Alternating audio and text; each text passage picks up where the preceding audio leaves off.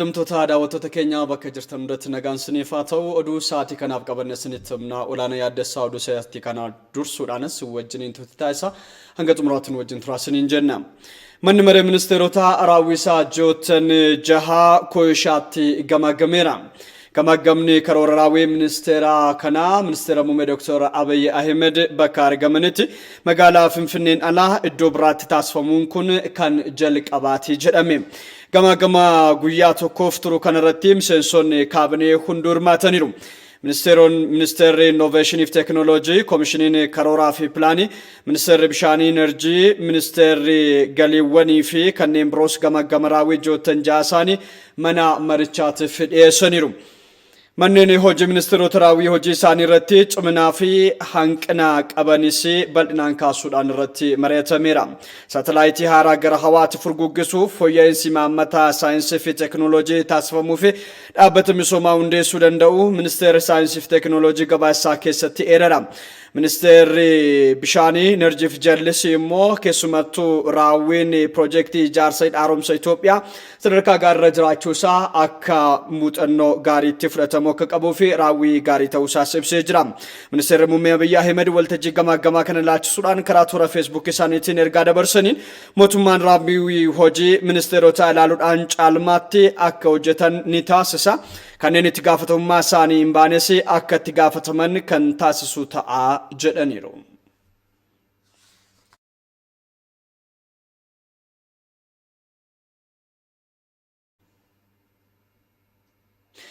Odumaa waliqabateen hooggantoonni waajjiraalee kanneen walgahii kanarratti hirmaatanis walgahichi Finfinneedhaan ala yeroo jalqabaaf ta'amuun isaa Kooyishaatti qabeenya uumamaa naannichaa ilaaluu fi ummataanis wal baruuf akka isaan gargaaru dubbatu. Ministeerri Daldalaa fi Indaastirii obbo Malaakuu Allabelii fi Ministeerri Bishaan Jallisii Fannisaa Dr. Injinar Silashii Baqqala ኢትዮጵያን ከአዲስ አበባ ብቻ ሳይሆን ኢትዮጵያን ከኮይሻ ከሌላኛው ጫፍ ሆኖ በማየት ኢትዮጵያ ፍንፍኔን ቆፎ osoo hin taane Itoophiyaa Kooyishaa irraa fiixee biraatti ilaaluun hoggansi teessuma lafaa fi haala jiruu uummataa ilaaluun marii jalqabe waan ta'eef adda taasisa.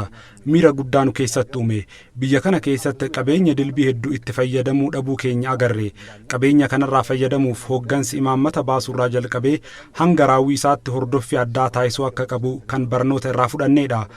Waltajjiin gamaagamaa Finfinneen alatti eegalame kun yeroo itti aanuttis naannolee fi iddoolee biroottis itti fufuu akka qabu hubadheera. ቀጥሉት ጊዜዎችም በሌሎች ክልሎችና አካባቢዎች መደረግ ያለበት እንደሆነ ተገንዝቤያለሁ። ከአዲስ አበባ ወጣ ብለን እዚህ ኮይሻ ራሱ ኮይሻ ፍንፍኔ ባኔ እዶ ፕሮጀክቲ ኮይሻት ሚሴንሶን ካቢኔ ሁንዱ ፕሮጀክቲቻ ዳወቻ ፕሮጀክቲ ሰገንታ ማዲን ቢያፍ ጀዱን ሆጀተመኒስ ገማገሜራ ደሜወን ዲግደመኒኑ ራዊ ቢየቲ ጥየፈኖን እዶ አከሲት ገማገሙን ባዬ ጋሪዳ ጥየፈኖን ዋን ጋሪ ማል ሆጀኔ ፉልድራፎ ማል ፎየሱ ቀብነ ከንጀዱ ኢላሉፍ ጨራ ጉዳዳ ነገር አለው ትኩረት አድርገን ምን ጥሩ ነገር ሰርተናል ወደፊትስ ምን ማሻሻል አለብን የሚለው ገማገማ ከነረት ራዊ ባትጆተን ጃሃ ዋጅራ ሚኒስቴር ሳኔ ከን ኤሰን ሚኒስቴር ደላላ ኢንዱስትሪ ኦቦ መላኩ አለበል ገመሳኒትን ሆጂ ሳኔ ሚዳ ከሮራን ኮሮናትን ወልቀበቴ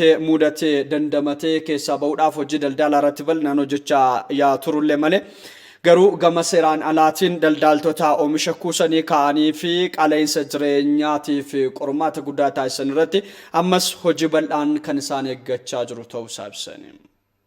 ባለፉት 6 ወራት በንግድና ኢንዱስትሪ ሚኒስቴር በኩል ታቅደው በተሰሩ ጆተን ጃን ደርበን ገመ ሚኒስትር ደልደላፍ ኢንዱስትሪን ሆጂሌ ኢጆ ከሮርፈመኒ ሆጀተመኒን ቡአሌን ጋሪን ገልማኒሩ ኬሰቱ ደሜ አለርጊቲን የሮቢይ ኬኛ ፊ አዱኛን ወይረረ ኮቪድን ሁበማ ጅራኒት ከሮራ ኬኛ ድብንታ ሰገልተማን ሚልኬስኔራ ራዊ በረደርቤን ይወል ብረቀበሙ ድብንታ 18ን ደበሊ አገርሲሴራ ከነጀቹን ደበሊ ዶላር ሚሊዮን 200 ፊ ሚሊዮን 35 ከን አገርሲሴዳ ኩን ሸረፍ አላ ኬኛ dabaluutiin dameen maanufakcharingii hojii isaanii akka ittuufan gochuun iddoo ga'umsa gabaa biyyattii bal'isuun gahee olaanaa kan bahudha. Lammaffaa sirna daldalaa ammayyeessuun hojiin to'annoo keenya si'ataa akka ta'an hojii fooyyaa hojjenneerra.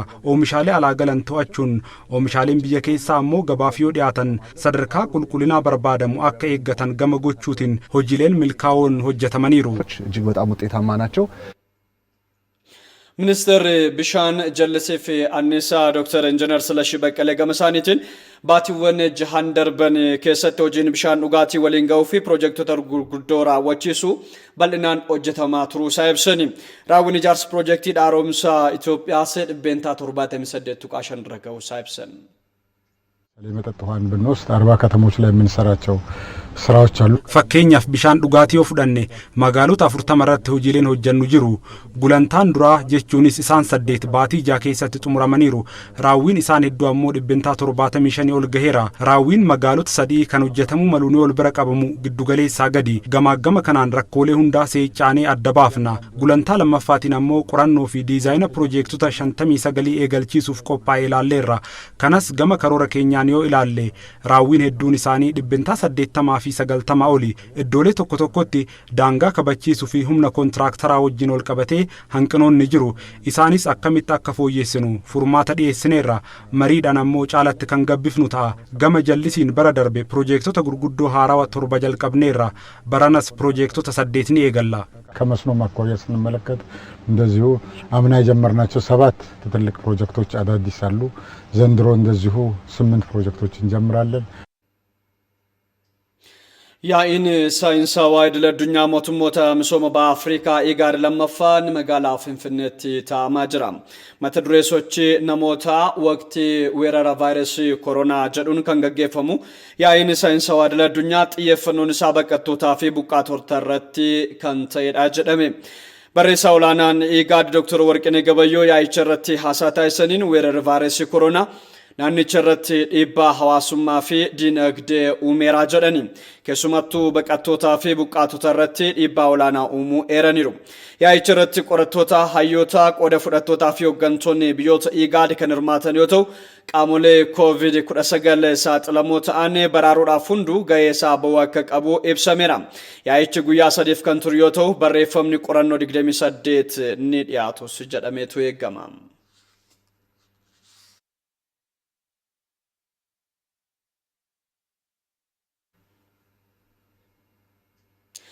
Jilli Itaamaajorii raayyaa waliigalaa Jeneraal Bilaanuu Juulaatiin dorfamu Imireetota Arabaa Gamtoomanitti daawwannaa hojii taasisaa jiraachuu isaa ibsame. Jilichi Sheek Mohammed bin Zayed Al Nahyan mootii Abu Dhabii fi ittaanaa ajajaa humna waraana waliigala raayyaa ittisa Imireetota Arabaa Gamtoomanii waliin wal arguudhaan ergaa ministeera muummee Dr. Abiy Ahmed irraa ergame geessaniiru. Hariiroon Itoophiyaa fi Imireetota Arabaa Gamtoomanii dameewwan hundaan cimaa dhufuu Itaamaajooriin raayyaa ittisa biyyaa waliigala Jeneraala Bilaanuu Juulaa ibsaniiru.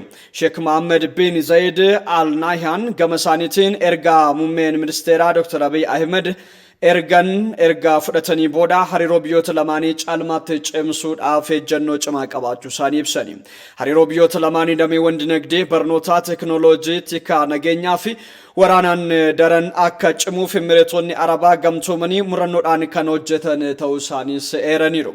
Jeneraal Bilaanuu Juulaan haala waqtaawaa Afrikaa fi duula olaantummaa seeraa kabachiisu naannoo Tigraayitti gaggeeffame ilaalchisee Sheek Mohammed bin Zayed Al Nahyaaniif ibsa taasisaniiru. Itaamaajorii raayyaa ittisa waliigalaa Jeneraal Bilaanuu Juulaan ministeera raayyaa ittisa biyyaa Imireetota Arabaa Gamtoomanii fi Itaamaajorii raayyaa ittisa waliigala biyyoota biyyattii waliin ni maratu jedhamee kan eegamu ta'uu isaa ragaan Imireetota Arabaa Gamtoomanii imbaasii Itoophiyaa irraa argame kan ifoomsudha.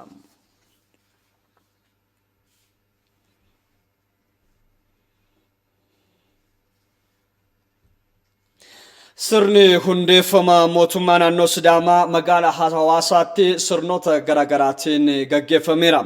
Sirnicha irratti pirezidaantii mootummaa naannoo Oromiyaa Shimallis Abdiisaa dabalatee hooggantoonni naannoo fi federaalaa argamaniiru. Mabeet Tashoome.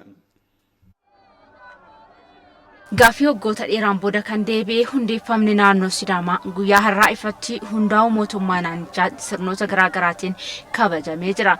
Sidaamu qoqqowa ikkinoomo taano mirroo marro hawalla gidnoomo yaabateen. Sirna kanarrattis hooggantoonni olaanoon mootummaa federaalaa fi naannolee irratti argamanii jiru.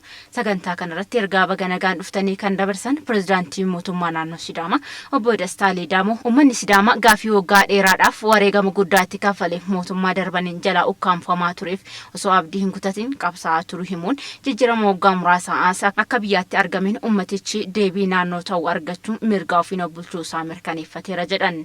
የሲዳማ ህዝብ የዘመናት ጥያቄው በህገ መንግስቱ መሰረት በለውጡ መንግስት ምላሽ ማግኘቱ Gaaffin naannoo ta'uu Sidaamaa waggoota dheeraa kan turee fi dhaloota irraa gara dhalootaatti darbuun har'a deebii argateera. Qabsoon uummanni Sidaamaa taasiseen mootummaa jijjiiramaan deebii argatuu isaatti baay'ee gammadeera. Kun ammoo kan agarsiisu mootummaan kun gaaffii fi mirga heera mootummaa uummanni qabu deebisuuf kutannoon qabaachuu isaa agarsiisuun olitti federaalizimii sabdaneessummaa hordofaa jiraachuu kan dhugoomsedha. Hooggansi jijjiiramaa deebii uummata Sidaamaa sirrii ta'uu hubachuun deebii akka deebisuuf gumaachi muummicha ministeeraa Dr. Abiy Ahmed gumaachan hedduun galateeffadha. Naannoon Sidaamaa ammatti nageenyi ishee tasgabbaa'ee hojii investimentii ta'uu idileen haala gaariin hojjetamaa jira.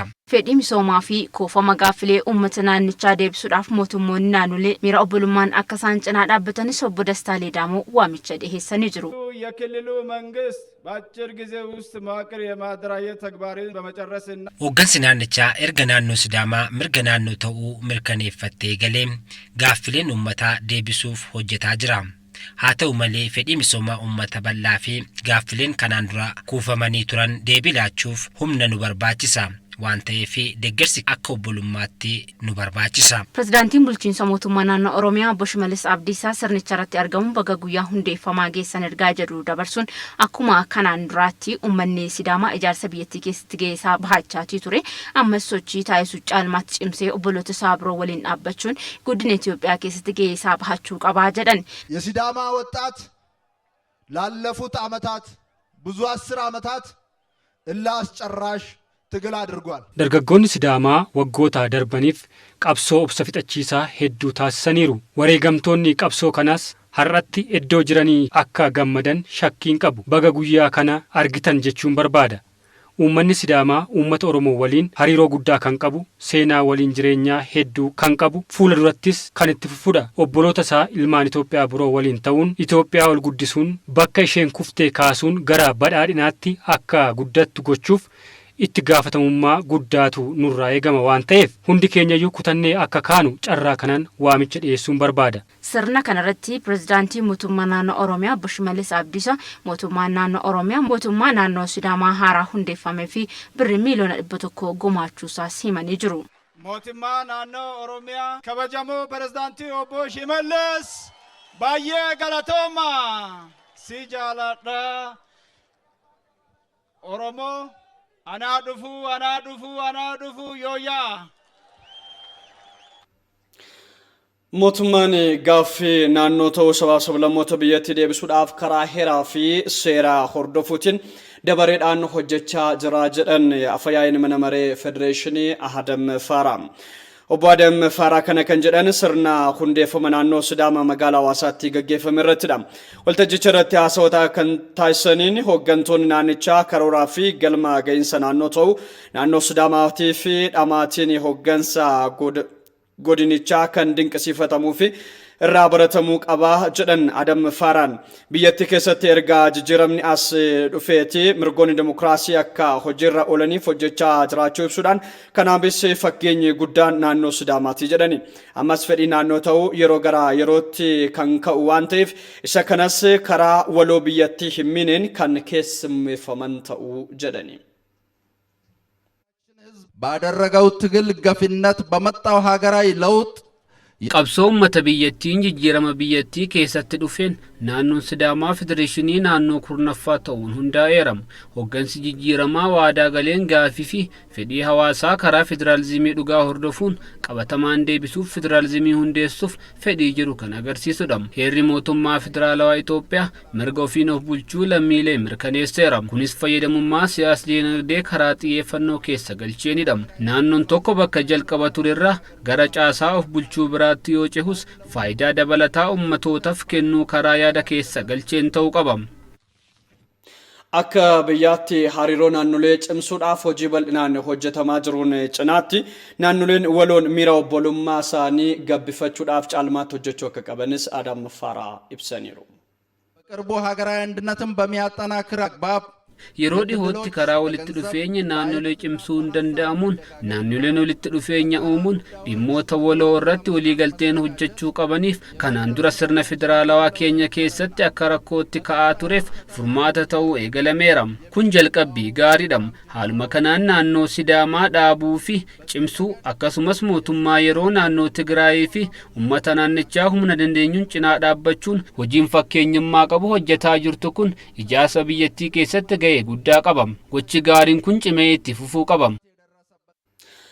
Bulchiinsi magaalaa Finfinnee hundeeffama bulchiinsa mootummaa naannoo Sidaamaa sababeeffachuudhaan birrii miliyoona 50 kennaadhaan arjoome.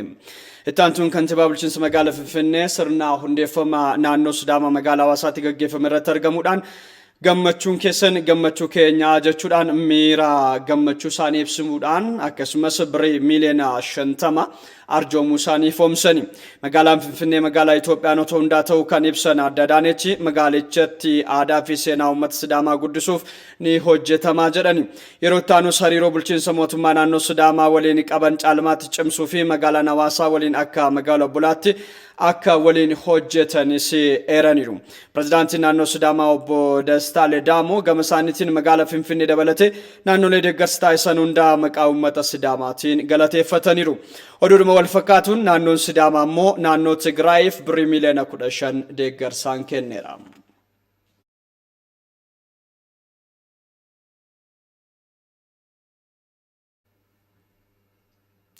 Bulchiinsonni magaalaa lamaa fi naannoleen 4 galmee kaadhimamtoota hanga guraandhala 21 akka xumuran boordiin filannoo biyyaalessaa ibseera.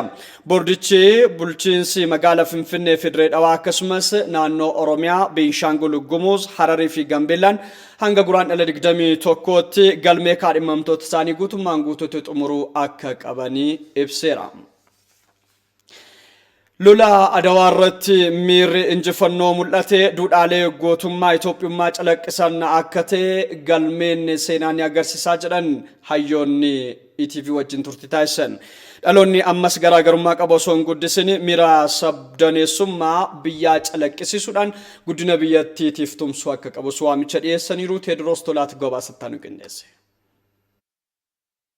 Waraanni Adawaa waraana Xaaliyaaniin kan yeroo sana teeknooloojii waraanaa cimaa ta'e hidhatee Itoophiyaanota weeraruu dhufeef obsaa fixachiisaa ture. Haa ta'uti icciitiin waraanicha injifachuu ijoo ta'an keessaa miirri injifannoo fi tokkummaa biyyoolessummaa gootonni abbootiin eerosii qaban isa tokkodha. Miirri kun biyyarra darbuun Afrikaanota hafanis akka onnachiisee turetu himama. Hayyoonni seenaa ETV'n dubbises namoonni wal ta'anii yoo obbolummaa fi tokkummaa filatan hawaasni biyya tokkos tokko ta'uun tokkummaan waliin dhaabbannaan diina kamiyyuu injifachuun ni danda'ama jedhani yaada ETV'f kennaniin. አድዋ ላይ የምናየው አንድነትን ነው የማየው፣ መተባበርን ነው የማየው፣ መግባባትን ነው የማየው። ልዩነቶች ነበራቸው፣ የሚኮራረፉ ነገሮች ነበሩ። ከጦርነት ቤት አድዋቲ ወልከበጁ ቶኩማፊ ወሊፍ ገሉ አገራ ሰነ ግዱት ሚራ ወልብዴ ቡልቺንሶታ ጅራን ግዱት ቱሬ ገልማ በርባደሙ ብያ ቀበቹን ገራገሩማ ጅሩ ዲሰኒ ቶኮታው ሳኒ አገርሲሳ ወልተኡምሲ የሮ ሰነ ቱሬ ሆገንሰ ጭማፊ ቅንዶሚና አከሱመስ ኩተኖ ኡመታ ኢትዮጵያ አገርሲሳ ትብብር ያሳየኛል፣ አመራር ያሳየኛል፣ አደረጃጀት አወቃቀር ያሳየኛል። ጥቁር ለአቅመ ሰውነት ያልበቃ በጣም ደካማ ነው የሚለው አሳሰብ ባለበት ወቅት ጥቁር አሸናፊ ማንም ነጭ ኮሎናይዜሽን ላይ በጣም አደገኛ ፋሽን ነበረበት። Barayti uummanni gurraachi namaa gadi dadhabootaa jedhamanii yaadamanitti gurraachonni mo'atan kuni mata bu'uu cimaa itti ta'e keessumaa warra adiitti nu qofatu caalaa nu qofatu bitaa warra jedhaniif kuni hawaasaaf waan guddaadha. Garagarummaan eenyummaa amantaa fi kan kana fakkaatan osoo hin daangessin diinaa harka kennachiisuuf uummata wal ta'e agarsiisa. ወደ ብሔራዊነት አሳሰብ ማለት ነው ሊያድግ የሚችል ህዝብ የሚባለው ምክንያቱም ከሁሉም ቦታ ብራዘርሁድ ብለህ ያነሳው ሐሳብ ጋር ቋንቋ ሳይገድብህ ብሔር ሳይገድብህ አንድ ትልቅ ሀገር አለች አዩ ከዛ ሁሉም በያውራጆ ብያ ቡልቺሶታ ማታው ፊ ቀበን ከሰቲ ወልታይንሲ አካ አደዋራት ሙለቲ ኩኒ በርሲሳ ጉዳዳ ገቲ አርሳ እንጅፈኖ የሮስ ከፈለሚ ከነ ቡአንሳ አሎታ ሐራፍ አከውሉፍ ሂኖጅታምኔ በጣም ትልቅ አሴት ሆኗል። እነዚህ ነገሮች የሚያይ አልሰራንም። መሰራት ግን ነበረበት። አይበቃኝም በአይነት በሽታችንን ቀንሰን ጠላታችንን ካላሸነፍ ጠላታችን የበረታ ይመጣል ማለት ነው። ሚራ ሰሰቱማ ኬስ ጅሩ ኬሳ ባኔ ዲና ወለው ኬኛር አኑ ቀምና የሮነማ ኬስ ጅሩ ዳንዲ ቀጣሙራቲ ከንጌሱ ዋንቴፍ ጋፍሌ ብየቲ ቃን ሃላን ኬሱ ሜሱ ቀምና ኬሳው አዮኒ ሲያሰ ብየቲ ነገኛ ፊ ሚሶማ ኡመኒ በርባዱ ፊዱፍ ሆጂ ጉዳቱ ሳኔ ገታ መሪያተኒ ረኮይ ኩፍ ወልተው ቀቡ ቃን ተመካክረው ችግር ለመፍታት መሰለፍ አለባቸው። ወራና ጀባ ወራና አውሮፓ ሰጪማቴ ወራ አዲ ሞዋቹን ሂን ያደምኔ ጎቶኒ ዱሪ ገሩ ከበጀ ብየ ሳኒ ኤጉፍ ጀቻ ቦደት እንጀኔ ከንጀረና አዮኒ ኩኒን ዳሎኒ አማስ ከነራ በረቴ ዱዳ ፊ በርሲፈታ ቦታ ራ ዳሌን ብየሳ ኢጃሩቱ ራ ኤገማ ጀደሜ ብርመዱማ ብያ ቲክሱን ወልተውም ሲዮ ጅራቴ እንጂፈኖን አድዋ ሴና ዱጋ ረጋ ጉዳ ተው ደንደውዳስ ጀደሜራ ዳሎኒ ሀራ ገሩ ሚረ እንጂፈኖ ከሌሳ ራ በረቹን ኦቦሉማ ፊ ቅንዶሚና ሳጭምሱቱ መላፊን ያደ ጎርሳ ሀዮተ ኩኔኒቲ ገህን ኦሮሞን ዱላ አደዋ ኬሰት ገጌሳ ቱሬ እረት ተርገሜ ዱሉ ቆፎሶንታን ዱልቺሱዳን ወራኔች እንጅፈኖዳን አከወገንሙ ፊ ገሄውላና ተበቴራ ጀደኒ በርሳን ሴና መብራት ጊዮርጊስ ቱርቲ ኢቲቪ ወጅን ታይሰኒ እንጅፈኖ ገልማይ ኬሰት ገየን ኦሮሞ ተፈርዳን ዱለኒስ ኦላና ተው በሬስቶኒ ጣሊያን ዱጋባውን ሳኒ ከን ቤከሙዳም አወሉ ሴን ገባሰታኑ ግንደሰራ መብራቴ ጌርጊሶ ዩኒቨርሲቲ ሰላሌት በርሲሳ ሴናቲ ድመ ሴና ወራና አድዋ ፊ ጃርሰ ብያረት ኢቲቪ አፋን ኦሮሞ ወጅን ቱርቲ ታይሰኒሩ ወራና ጣሊያኒ ፊ ኢትዮጵያን በረኩደ 888 ጋሬን አድዋ ፊ ሶሎዳ ረት ታይሰኒን ዱረቲ አዶትኒ ወራና እንጂፈኖ አድዋፍ አከ ከኡምሳት ኤራመንጅሩ ኢሳን ኬሳ እኒ ቶኮ ወራና አምባላጌቲ አድዋ ድሮ ወራና ለመቱሬ እኒ ቶኮ አምባላጊ ከንጀደሙ ጅራ ገበዮ ቶገኔ አት ዘ ኤንድ ሂሞዋቴ of course when you say gategaru kabajan tur hinidani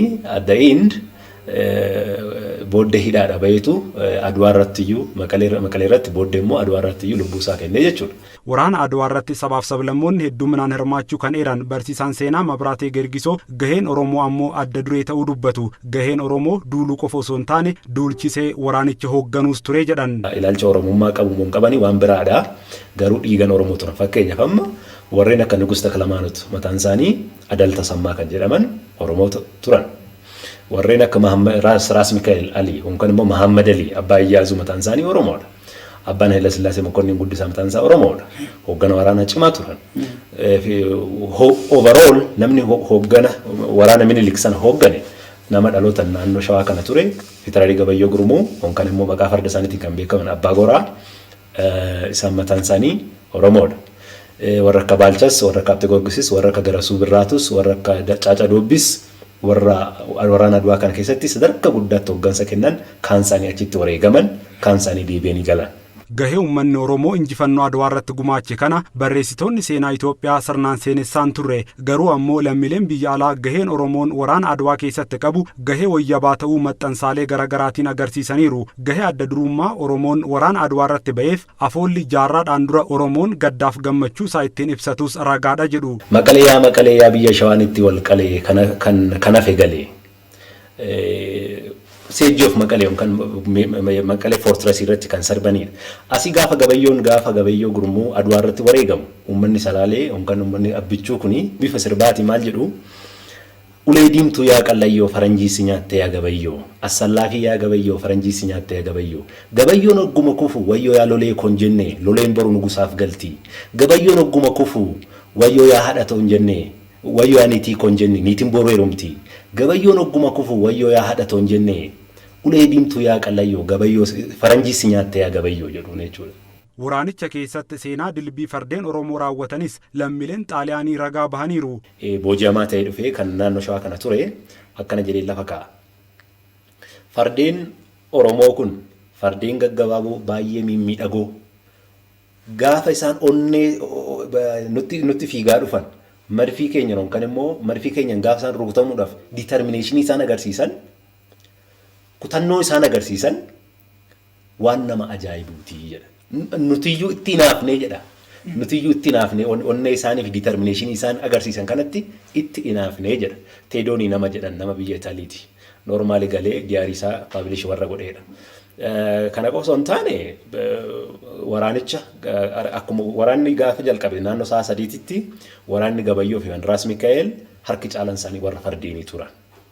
As deebi'ee gaafa galgala waraanichi dhumatu warra hafe warra xaaliyaanii karaa gara baqannaarra jiran kana damse waraana fardaati jechuudha. Jalqabsiisuu irrattis finishingii bareechuu irrattis yookaan immoo xumura isaa bareechuu irrattis gaheen fardeen Oromoo numiti faranjiitu beeka dhugaa dubbanne. Tooftaan waraanaa Habta Giyoorgis dinagdee diriirsan kan Jeneraal Arreestoo Baaraateerii caalee xaaliyaanii jilbiiffachiise Itoophiyaa ammoo birmadummaa fi bilisummaa gonfachiise injifannicha booda biyyoonni akka Firaans, Biriitaaniyaa fi kanneen biroos Finfinneetti embaasii isaanii banatan xaaliyaaniin ammoo gaaga'ama siyaasaatiin unkuramuun ministeerri muummee yeroo sana Firaansiskoo Kiriispii aangoorraa kaafaman. Itoophiyaan ammas Aduwaarraa fayyadamuun seeneffama Adawaa ijaarsa biyyaa sabdanneessummaa haalaan keessummeessuuf oolchuun dhimma itti bahuu qabdi jedhu barsiisaa Mabraatee Girgisoo. Kalee wajjin lolle, kalee wajjin duune, kalee biyya Itoophiyaa jedhamtu kanaaf dhiiga fi lafee keenya waliin gabbarre kana jechuun Tigreenis, Oromoonis, Amaartis, uummanni Itoophiyaa kaanis warreen maqaan dhoofnes wajjiniin duune waan ta'eef wajjin jiraachuu qabnaa naareeshinii jedhuuf waan karaa mijeessudha. Jiraattonni magaalaa Sabbataa hanqinni geejjibaa jiruuf jireenya keenya irratti dhiibbaa guddaa uumaa jira jechuudhaan komatani. Rakkoon kun sababa dhiphachuu daandii ta'uu kan hime bulchiinsi magaalattii waan fala ta'uu danda'u raawwachaa jira jedhee jira. Guddataa Ajjamaatii garasitti maluudhaan gabaasattaan kan qindeesse. Jiraattonni magaalaa Sabbataa hanqinni geejjibaa lafa hojii yeroon ga'uu fi dhimma manaa baaneef xumurree galuuf dhiibbaa nurraan geessisaa jira jedhan. Orofaan oduma guyyaa dheeraa kan harma dhaabbachaa ooltuuti. Namni tokko yoo hojii isaatti deemate takka markaatoo takka atoobistaraadhaan markaatoodhaan hojii takka argadha jee hojii san sonaan dhaqee gayuu hin danda'u. Yeroo hanga ganama za'aa takkarra dhufuu za'aa 5 za'aa 6 hirmaa deema. Karaan kun baay'ee nu rakkisaa jira. Dhiyoo mana baanillee konkolaataan argannu daa'ima baay'ee rakkachaa jirra. Baay'eedha kan nuti rakkachaa jirru. Qaamni dhimma kana ilaallatu otoo furmaatatti nuu kennee jenna. Hiriira fi imala irratti yeroo isaanii harka caalu akka dabarsaa jiranii fi humna ol fe'uu taarifa dabaluu wal qabatee to'attootaaf heeruu laannus tarkaanfii fudhatamaa jiru hin argine jechuun jiraattonni kunniin komii isaanii ETV'f qoodaniiru. Naannoo kanatti warri seera eegsisan yookiin tiraafikii baay'inaan hin argamani yookiin dirqamni hin kennamu. Amma akkuma laaltu kana har'a xiqqaadha namni as jiru. Yeroo biraa garuu sa'aatii 2 ol yeroo iddoo kana dhaabannu jira. Lammaffaan xoraayilochi yookiin maal ishiin xoraayilochi dhaabatu jarri kun intina deemuu qabu atoobistara yookiin markaatoodha kan seenamuu qabu. Anumti mataa kiyyaan yeroo meeqa warra bobbaasaa taaksii warra to'attoota riipoorti godheen beeka jechuudha. Rakkoon irra gahe yeroo baay'ee kaffaltii dachaa nu gaafatu irratti dabalanii nu gaafatu yeroo riipoorti godhan abbaa kanaa gaafatu hin jiru. Dargaggoo Abbabaan konkolaachiftoota magaalaa Sabbataa keessatti hojii tajaajila geejjibaa uummataa irratti bobba'an keessaa tokko yoo ta'u sababa dhiphina daandiin galiin nuti argannu dhamaatii keenyaa waliin madaaluu jedha. Sa'aatii gubachuudhaan wal qabatee abbaa qabeenyatii fi nuyi kan argannu walitti dhufu bakka. Asii atoobistara gahuudhaaf sa'aatii yoo biyaan yoo baay'ata guyyaatti baajoo 2 baajoo 3 hojjan. Isa keessaa naaftaa birrii 23 leetira tokko birrii 23 waraabnee kan abbaa qabeenyatiif galchinuu fi kan argannu garaagara. Hojiin to'annoo fi seera tiraafikaa kabachiisuu hojjetamaa jiraachuu ibsuun guutummaan guututti alseerummaa damee geejjibaa irratti mul'atu furuuf hirmaannaan hawaasaa cimuu qaba kan jedhan ogeessa to'ataa nageenya tiraafikaa daandii bulchiinsa magaalaa Sabbataati. Himachaatuma jirra. Yaa'u guutummaan guututti naannoo geejjibaa kanatti seeraalummaa geejjibaa guutummaan guututti gogsuun hin danda'amu. Garuu yeroo isaan balleessan nuti himachuun dhiisne jechuudha. Bakka buutuun abbaa taayitaa geejjibaa magaalaa Sabbataa Aadde Mabeeta Kaaluu hojiin dursaa kanneen seera tiraafikaa cabsan barsiisuu ta'us baatii 6 darbanitti adabbii konkolaachiftoota irraa birrii miiliyoonni 4.4 galiin argamuu himaniiru. Humnaa ol fe'uu isa jedhamu kana taarifaan ol fe'uu isa jedhamu kana bakka eeruun nuu kennametti jechaadha. Amma yeroo baay'ee taarifaan ol fe'uu namni yeroo tokko jaalatee kan godhutu jira. Haa deemnu malee ammana sii kaffalee waliigalteedhaan kan deemantu jira jechaadha. Iddoo tokko irratti immoo taarifaan ol taarifa mootummaan baaseen ol na kaffalchiise jedhee kan himatu kan eeruu nuu kennu jira. To'ataadhaaf tiraafikiidhaaf kan eeruu kennu jira. Aan akkasiisan ammoo hin adabnaa jechaadha. Kaayoon keenya galii galchuu ta'uu baatullee NGO sajaa kana darbanii yoo ilaallu seera darbitoota geejjibaarraa maallaqni miliyoona 4.4 abbaa taayitaa geejjibaatiif galii kan ta'e ta'uusaati. Kantiibaan magaalaa Sabbataa obbo Biraanuu Baqqalaa rakkoo dhiphina daandii magaalattii furuuf sochiin eegalameera jedhan. Dhiphinni daandii rakkoo hamaadha akka magaalaa keenyaatti kan jiru. Kana hiikuudhaaf egaa daandii kana bal'isuudhaaf sochiin jalqabamee jira jechuudha. Keessumattuu daandii kana sirriitti bal'isuudhaaf hojiin jalqabamee jira. Namoonni daandii kanarraa ka'uudhaa qaban akka ka'uu qaban uummannis mariisifamee beenyaan isaaniittis tilmaamamee almost amma gara xumuraatitti kan jiru. Abbaa taayitaa daandiiwwan federaalaa damee Sabbataa jiru wajjin dhimma kanarratti yeroo yeroodhaan mari'achaatidha kan jirru. Isaanis hojii kana jalqabuudhaaf yookaan hojjechuudhaaf qophiirra kan jiran ta'uu isaatii jechuudha. Karaa kanaan kana hiikuudhaaf wanti hojjetamaa jiru jira. Karaa biraatiinis daandii kan biraatis amma danda'ametti walattee diimaa kan jedhamu piroojeektiin jalqabnee hojjetamaa jiru jira. Kunis amma danda'ametti rakkoo sana salphisuu keessatti qooda olaanaa qaba jennee humnuma magaalaatiin waan jalqabne jira. Innis hojii irratti kan argamu ta'uu isaati jechuudha. Godina Harargee lixaatti kolleejiin pooliiteeknikaa carcara ogummaa garaagaraatiin barattoota leenjisaa ture 350 barsiisaa ture eebbisiise. Sirna eebbaa kanarratti haasa'uu kan taasisan diiniin kolleejii pooliiteeknikaa carcara obbo Daani'el Moges bu'aa bayii baay'ee keessa darbitanii eebba guyyaa har'aa kanaan baga geessan jechuudhaan eebbifamtoonni ogummaa barataniin hawaasa isaanii tajaajiluu akka qaban dubbatan. Itti gaafatamaan waajjira Balaataa'oo godina Harargee lixaa obbo Abrahaam Mahammad eebbifamtoonni har'aa egeree boruu biyya kana ceesisuu fi milkeessuu keessatti qoonni keessan guddaa waan ta'eef kaayyoo kana galmaan ga'uudhaaf hojjechuutu isinirraa eeggamas jedhaniiru. Barattoonni eebbifamanis gama isaaniitiin ogummaa baranneen cimnee hawaasa tajaajiluudhaaf qophoofneerraa jedhaniiru. Gabaasni kan waajjira dhimmoota kominikeeshinii godina Harargee lixaati.